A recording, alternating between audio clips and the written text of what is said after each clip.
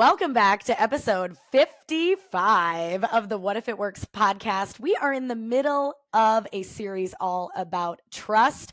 I have Sara Gagnon with me again, a relationship coach who's going to really walk us through some steps today to get clear on when trust is broken. If you have not listened to the previous episode, episode 54, we talked all about what is trust. What does it feel like when it's broken? And now today, we're going to dive into what steps to take when you have been the one who has been betrayed.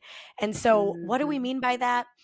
We mean that you feel like something has happened and someone else has broken trust. And so now you have been betrayed in this situation.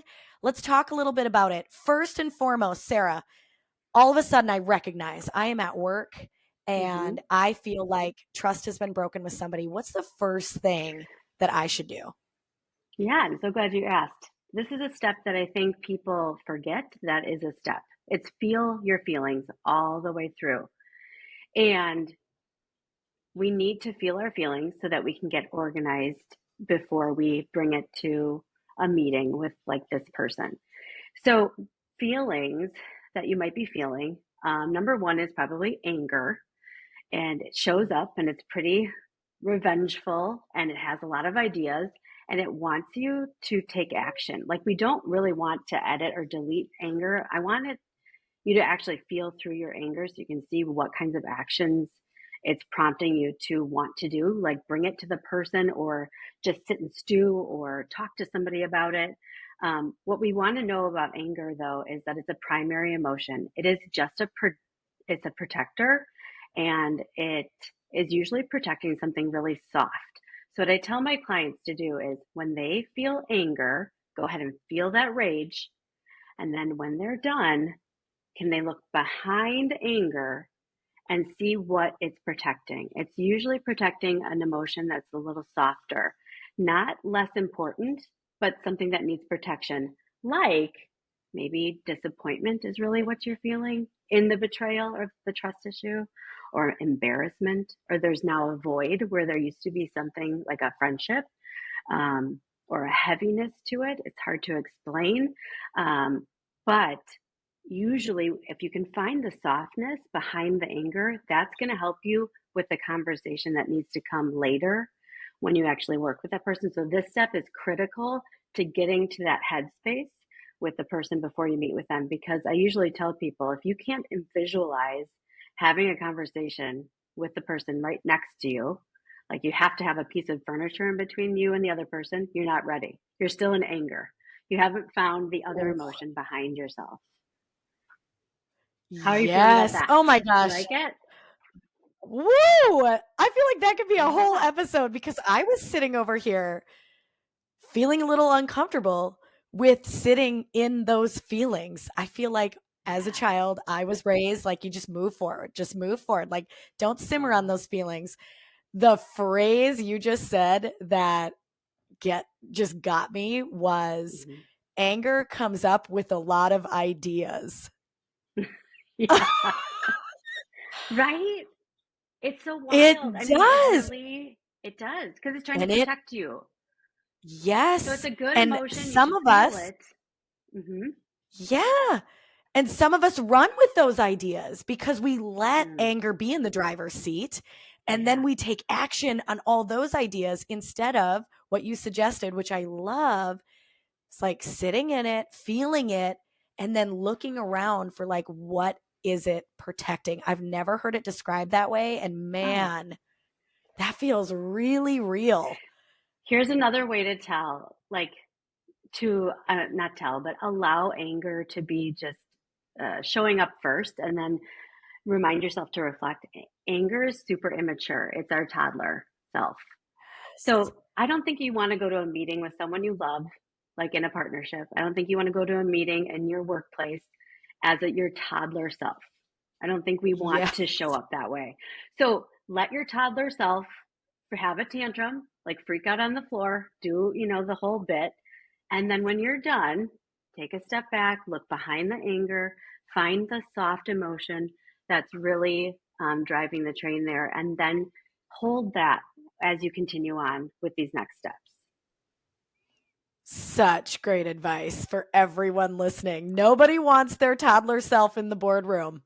No, how Such a great embarrassing. visual too. Like I've I done it, can picture, but yes, well, I've done yes, it. haven't we all? So Yep, I love that, and just reflecting on who do you want showing up in front of others and that's right. addressing this situation. So good. Okay, so we feel the anger, then we look Yep, for those other emotions. What are we really doing in that, right? So like sitting and reflecting and yeah. recognizing what's going on. Tell me about that step. So once you find out what's behind the anger, you're going to hold that feeling with you throughout the next couple steps, like Anne has just said. What we need to do is we need to figure out if we need to take action or just like reflect. Meaning, do we need a real Mhm. one on one or can I take care of this on my own? And I was thinking about this and I don't want to quantify things, but I think we can a little bit. There's a qualitative measure to this and a quantitative measure to this. I'm thinking that if you're reflecting in your soft emotions and it's a big offense, like a big company secret came out that you didn't, you're like, whoa, or a family secret or something that you entrusted and it's big. And this is, even though it may be the first offense, if it's that big, I think it requires a one on one.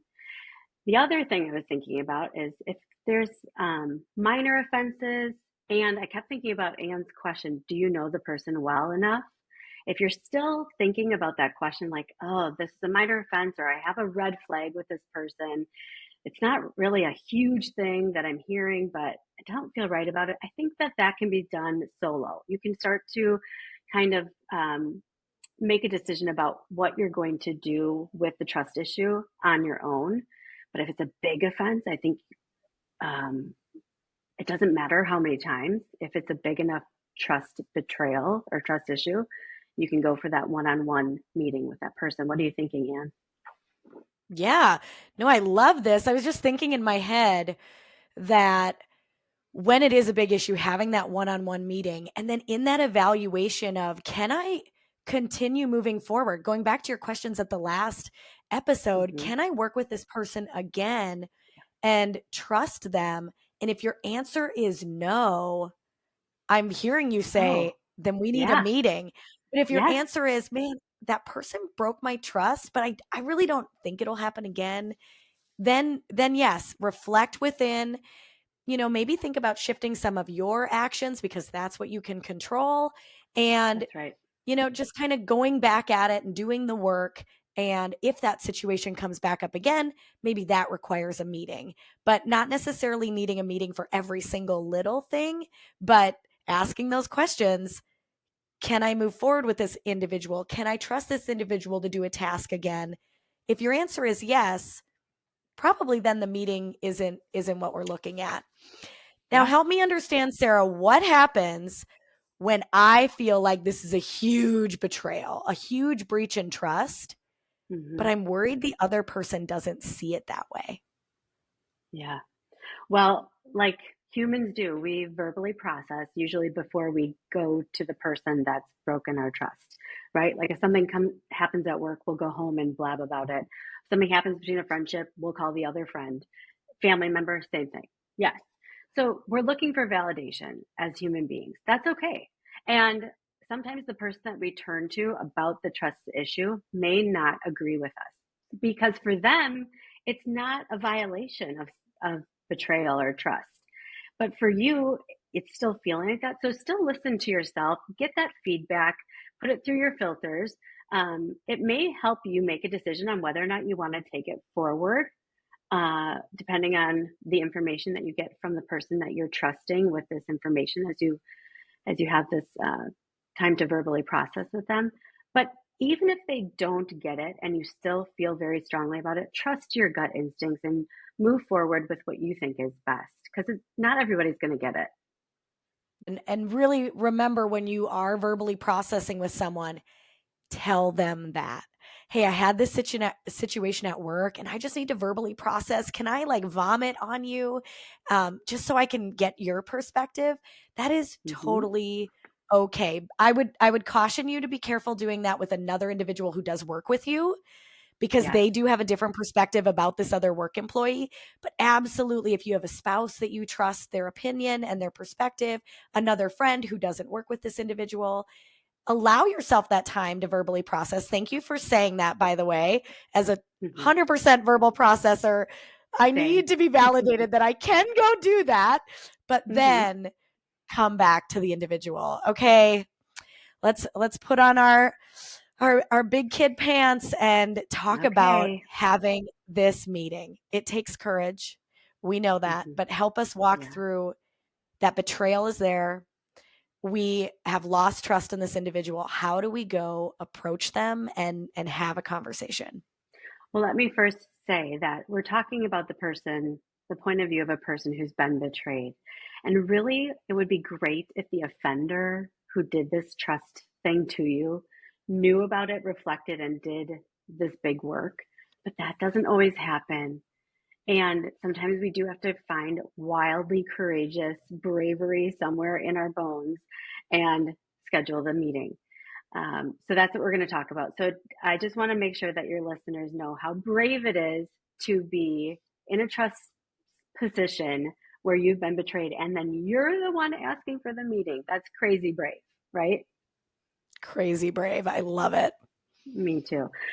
So here's what you can do. First steps to you need to ask for the meeting. So I'm going to kind of speak in a formal setting, and we're going to set up a scenario that I think most people have been in this situation where you find out that people are talking about you at work behind your back, and it's not that great. Like it's kind of negative about this or that at work. It doesn't feel that good to be talked about and to find out. And then you hear who's doing it. And then you lose a little bit of trust with the person who's talking about you, right? Absolutely. Yep. So that's the scenario we'll be working with as we walk through the steps. The first thing we need to do is to formally ask for the meeting. So in a work environment, I suggest my clients to, state, "Dear so and so." You want to use really respectful language and you want to be calm. Again, we want to be in the space of that emotion that's behind the anger. We're not going to be angry typing. Um, so this is the magic phrasing. You ready? You're going I'm to type ready. out, "I've realized something about myself and I really want to share it with you. When is a good time to do that? Let me know. Sincerely, Sarah." That's the message. Love And if this. this is a relationship, you can take that into an informal text and send that off in, I don't know, a text, or you can speak from the other room and say, "Hey, I've realized something about myself. I was wondering when you have time to chat tonight." You can do it in an I love informal that. or formal situation. Okay. So we're going to move forward saying that the person agreed to meet with you. Okay. Perfect. So you've set a time to meet, and what we're doing is coming in to this space with this person. They are probably going to come in hot and heavy, even though the wording in your email is very peaceful. And it I like the wording because it doesn't initiate the the defense in the other person. It doesn't Yeah. make them start to have to build up, "Okay, well, what do I need to bring to this meeting? What do I need to have in my head to like combat so that I'm ready?" Because you just Yes. showed them that I'm coming with something I want to share with you. So basically, they just have to show up in their person. So Yeah. the first thing you're going to do is you're going to start with that language again and just say, "Thank you so much for showing up. I really appreciate that. And I wanted to share something that I realized about myself." So, one of the things that has actually happened to me is that I have noticed that sometimes people would talk about me behind my back because I would stall meetings. Meetings would go slower because I needed all the details. I could not see Ooh. the picture for people unless I had all of the logistics mapped out. I just couldn't think big Okay. picture. And so some people found that annoying. Totally get it.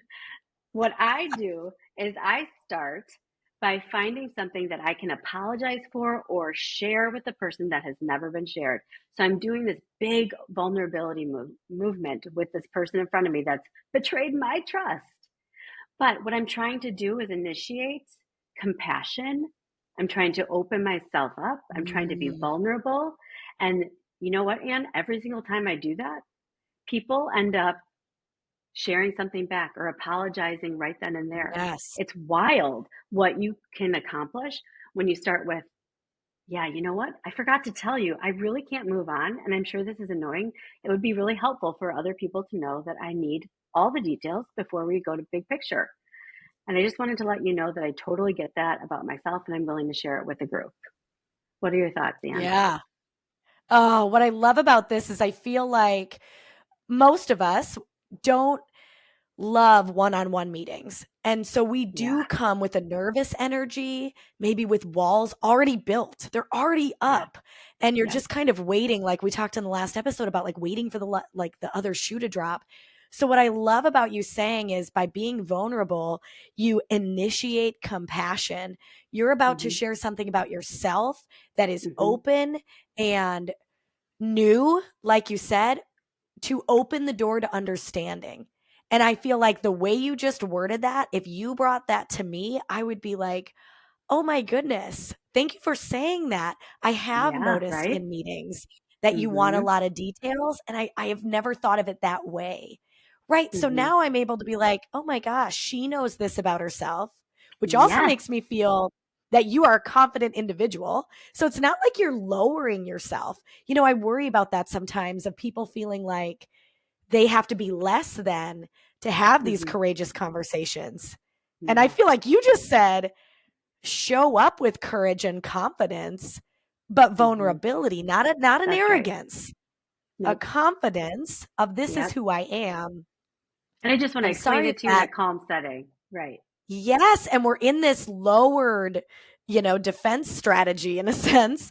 And you're able to say, I'm really sorry about that. And again, as someone, if it were me that were the Mm-hmm. offender, I would feel like I can now see you for why you Mm-hmm. do that and Mm-hmm. understand that and maybe start to open up to you about why that has been frustrating.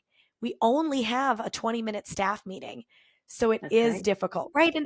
Like I said, the goal here is that hopefully I open up. And I might Yep. not. And Yeah. you might not. So, one of the things that I forgot to say was you can do this at any point, but I do think it's wonderful in the one on one, either right before you share your vulnerability statement or at the end, you can let the person know. I want you to give them permission not to respond. You don't have to talk back. You don't have, not talk back, but you don't have to respond to what we're talking about right now. You can definitely take this and go think about it and we can talk again. But I just really want to thank you for holding space. Like it should be a quick meeting, it should not be very long because Yeah. this should all be thought out beforehand. And I want you, the betrayed, Betrayed. to be in control of the meeting. I want you to have that. Yeah. You're gaining that control back by giving permission for people to do what they want to do, and it will feel so good for everybody in the room. So that's one way that you can end the meeting is just say, no, no, no need to respond right now. Let me know if you want to talk further about it. And thank you so much Yeah. for listening. Or, and there's other ways you can end it as well. We talked about. Yeah. I also really like the idea of you don't need to respond right now.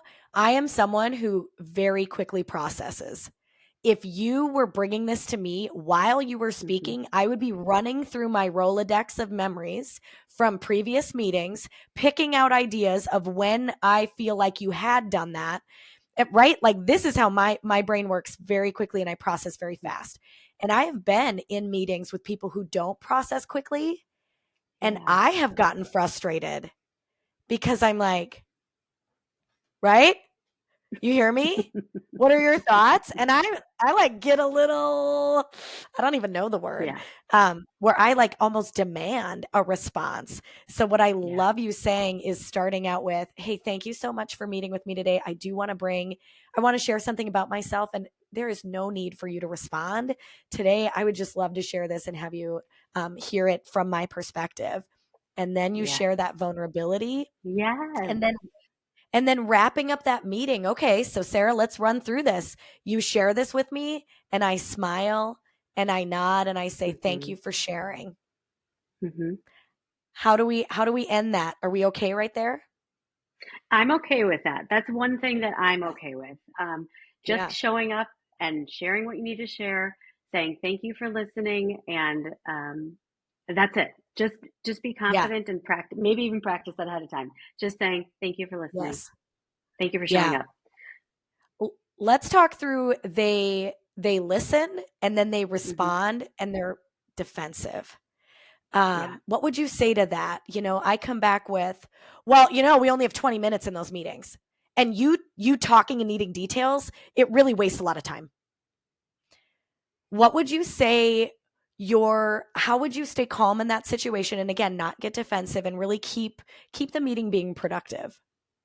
I would probably just stay on topic and just say, and that's the reason why I wanted to talk to you because I know it does frustrate you and it can be irritating. So I thought if I shared this about me, because the more we know about each other, I think the more compassion we'll have for one another.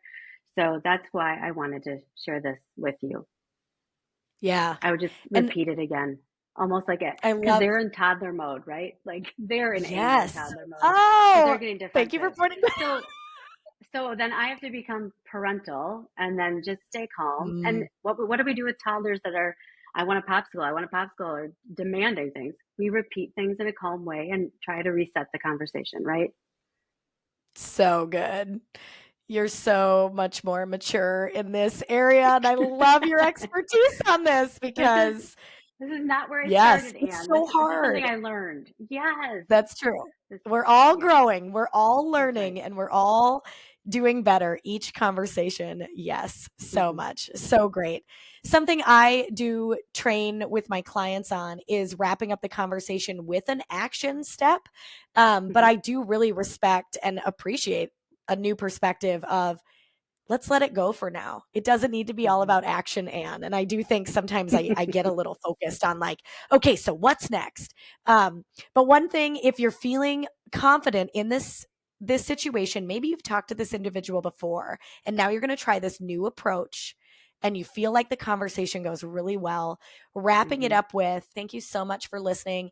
In the future, if we feel like projects have not gotten done in the way that we expected, if you could have a conversation with me, I would really appreciate that. Thank you so much. Yes. Right. And so just kind of giving a next step, letting them Hmm. know that we're recognizing this occurred. We don't want it to happen again, but if it does happen again, here's something we We can have a do about plan. it. Right. Yeah. Yeah, we have Yeah. a plan. And I think that can help people feel more confident, but I also agree that sometimes having this conversation, could you imagine if this was a conversation with your boss?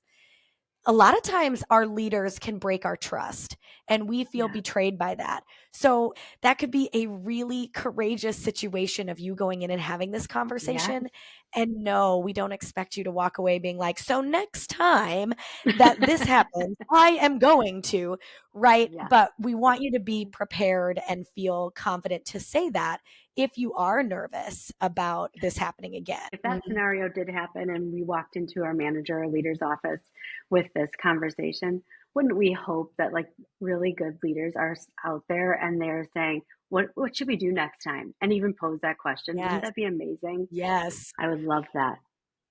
Absolutely. That was something I was going to say earlier is, maybe asking if that person came back super defensive, and said to you Hmm. like, well, you do take a lot of time and we don't have a lot, you being able to say something like, next time that we are getting to big picture, would you like me to set up a meeting afterwards so I can get some of those details one on one Perfect. with you? Or how would Yeah. you like me to handle that? Right. And yeah, you're Oh, kind of I putting the love ball it. back in their court of like, Hmm. help lead me on how this could work for both of us. Yeah. Absolutely. I love it. Well, we have a challenge for Hmm. our listeners today.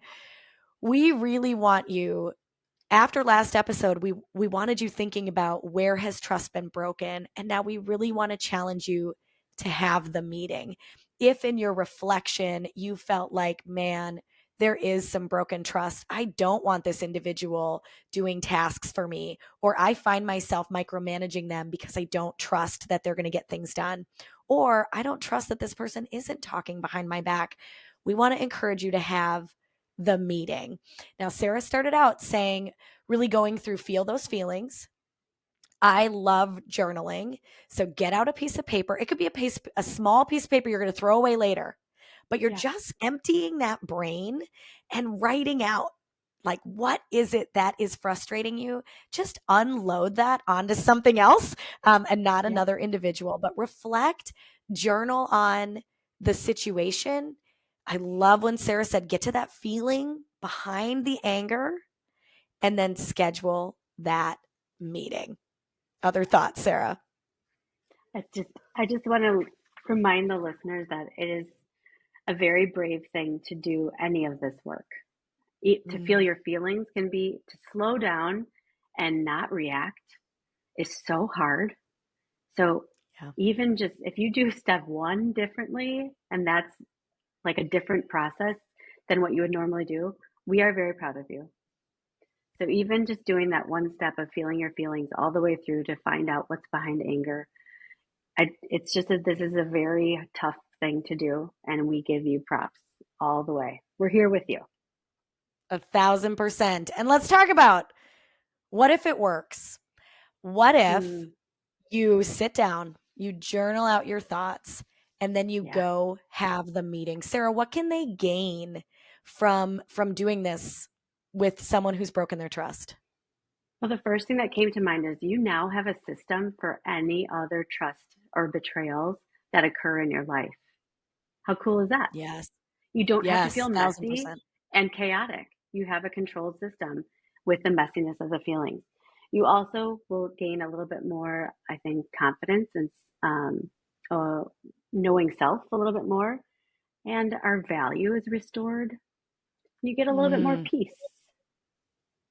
yeah. How about you, Anne? Well, I just want to say, and what if you gain that? You gain a system, you gain Hmm. confidence, you gain practice in utilizing this with one individual so that, like she said, when it comes up to another one, and you gain value in yourself and you gain some joy back. What Huge. more do we want? Yes, in our Slam dunk. relationships, Yeah. at work. That feels so good. I absolutely Hmm. love that. We talked about a lot today, and we went through kind of a process and a system that Sara just mentioned. And so, Sara, what do we have for the listeners so that they can utilize this information in a maybe a little more organized way? Sure. So we're going to have two things for listeners to download. One is from episode one to see if it is a trust issue. We went through some statements that you can go through almost to help you build that filter inside of yourself to see, is this a trust issue? Can I figure this out on my own, or do I need to set up a meeting? And then we are also going to provide you with a flow chart of what to do to set up the meeting, like a step-by-step process. That'll be in the show notes. So you can find that today and download those so you can have them at the ready. Our big goal here on the What If It Works podcast is to help you feel confident and clearly communicate with other people so that you can create a thriving environment that you want to be in, and so do other people. And so that's exactly what we're doing here. Next episode, we are going to be talking about when we know that we've betrayed someone else. We know Hmm. we've taken an action that has broken trust with another individual. So we're going to get really vulnerable next week because that is hard to hold ourselves accountable. But we have a way for you to feel confident in having Hmm. those conversations and hold yourself accountable to having those conversations That's so right. that you can come out on the other side feeling really great. Thank you, Sara, so much for being here and your insight and your perspective. I truly appreciate it. Thanks, Anne. Absolutely. Thank you so much for listening, and keep going out there and creating change.